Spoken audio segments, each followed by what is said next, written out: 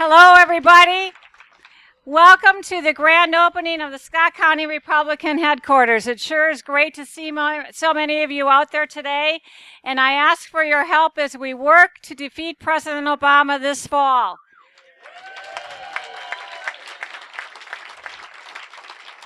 In 2008, Scott County voted for Barack Obama. In 2010, we turned Scott County a shade of red. We voted for Governor Terry Branstad. We need your help. As you have noticed from the visits by the President to the state of Iowa, Iowa is a very important state. Within Iowa, Eastern Iowa is critical to the success of the election. And within Eastern Iowa, Scott County is vital. So we need all of your help to work hard to defeat President Obama. And how can you help? There's a couple ways that you can help us.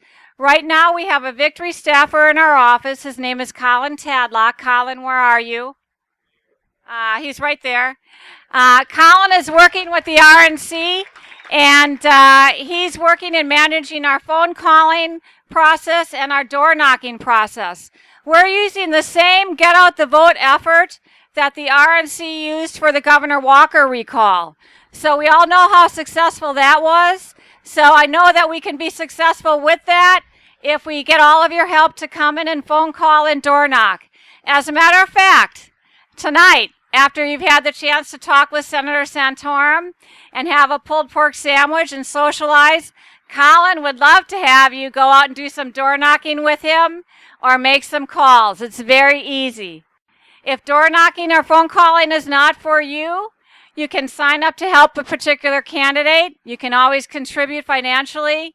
You can come to events like these, and you can walk in the parades to support our candidates.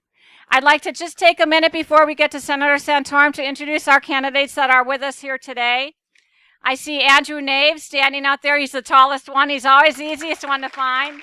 He's running for Senate District 49. Ross Poston, I see your truck. Ross Poston is running for House District 92. Bill Edmond is running for House 89. Mark Nelson is running for House District 93. Linda Miller is running for House District 94. Andrea McGivern is running for County Auditor.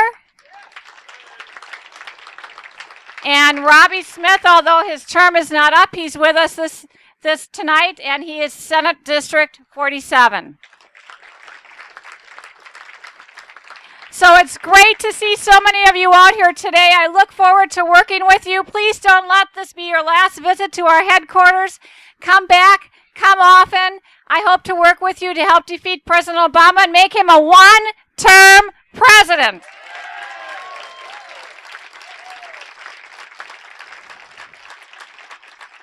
And now I would like to introduce a good friend of Scott County. Senator Santorum has been supportive of our Scott County activities as far back about 2 years ago when he came as a guest for one of our Lincoln Club events. He came actually in 2010 to this very spot to kick off our early voting, Get Out the Vote initiative. And he's been with us many, many times during the course of before the caucuses and sometimes after the caucuses. So it is with great pleasure. It's a privilege and an honor to have him with us today. He's a great American, a great patriot, and a great defender of American freedom. Senator Rick Santorum.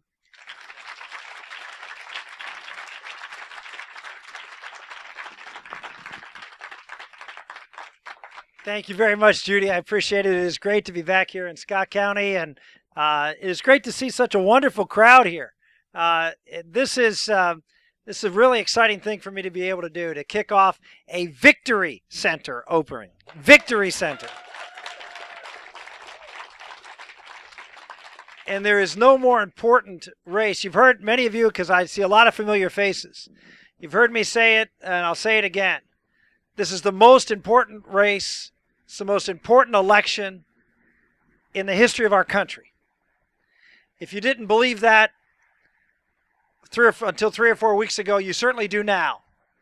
You realize what's been happening just in the last few weeks with Obamacare, with the immigration decision, with President Obama's reaction to those decisions, to his unilateral actions, running over the Constitution, deciding to take matters into his own hands, not like a president should act, not like a leader of a republic should act.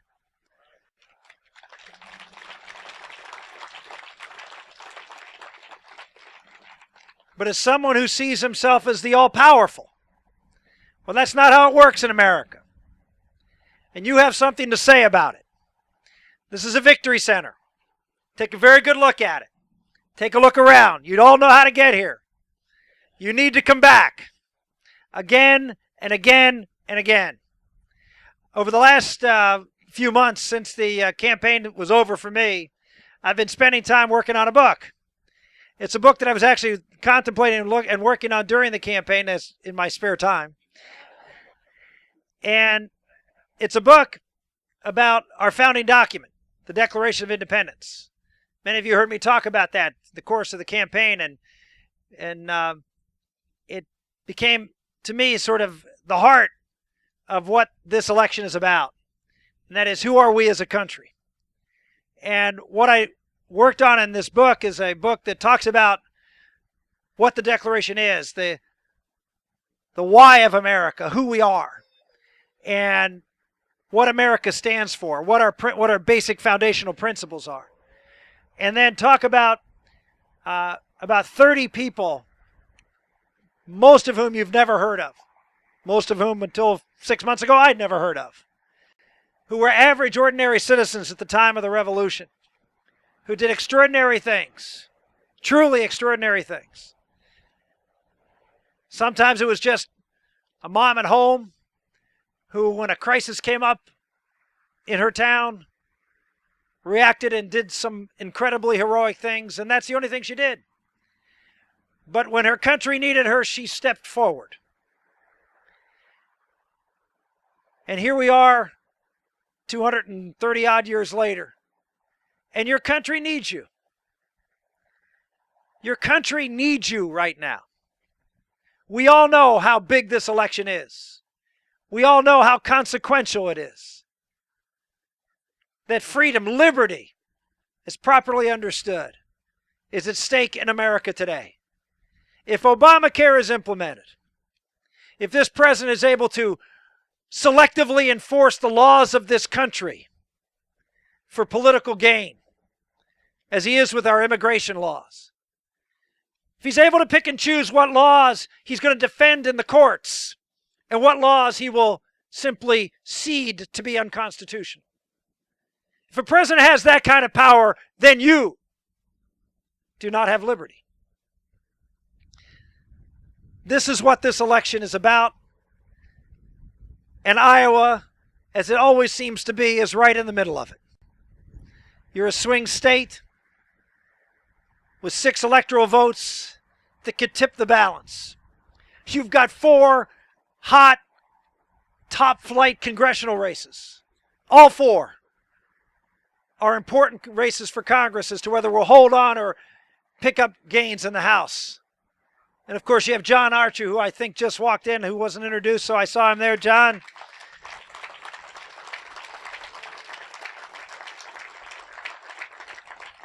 And his wife Andrea is here also, and so say hello to Andrea also, and kids.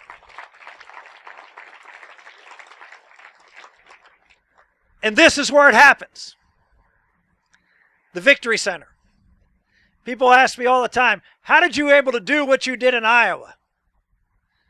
And all I have to do is look at you. Thousands of people across this state who didn't listen to the pollsters and the pundits, but went out and did the hard job of winning elections. It can happen. It happens all the time if people really want it. Well, I'm here to encourage you. I'm here to lay the gauntlet down to each and every one of you.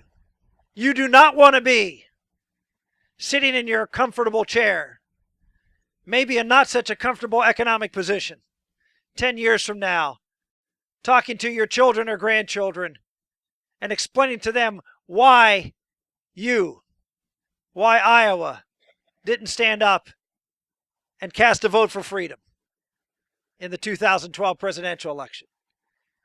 And why Iowa didn't do what was necessary to keep this country free, and that Barack Obama was elected as a result. Ladies and gentlemen, it's right here. It's in your own backyard. It's for race for Congress. It's a race for president. It's a race for the future of our country. It's a race for the foundational principles. If Barack Obama is elected, re-elected, Obamacare will be put in place. Every single American will be dependent upon the federal government for their health and therefore their lives.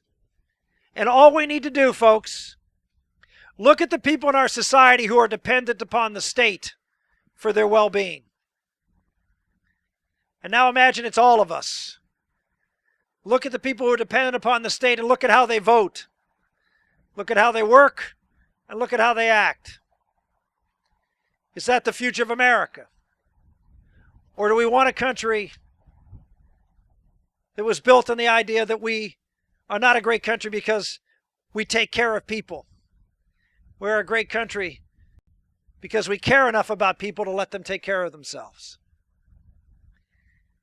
So I encourage you to cross this threshold a lot, to make the phone calls, to go out and sign up. We've got you guys signing up too. I see a couple clipboards there. Are you signing up for door-to-door? These two lovely young ladies over there. We got a very short, lovely young lady over there with a clipboard. I don't know. Another one back there. All right. So we've got, I see 5 clipboards. Sign up for door-to-door. It's a beautiful day. How many of you like just to take walks to get your exercise? Stop and knock at a few doors.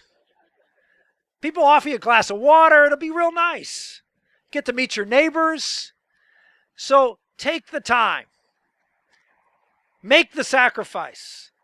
And I hate to use the word sacrifice because it sounds like pain. It's not pain. It's your duty. It's your duty to be the generation that preserves freedom for your children and grandchildren. And so we're going to cut this ribbon.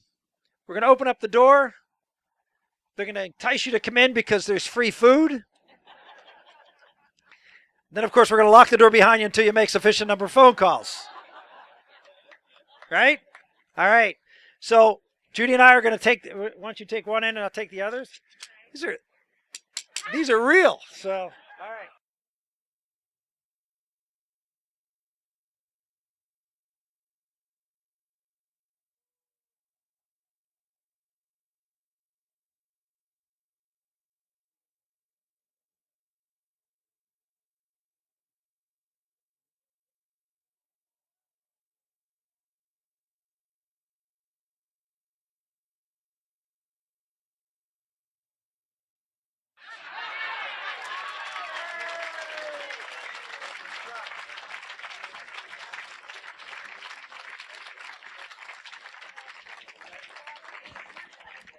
The phones work better than the scissors, so don't worry about that.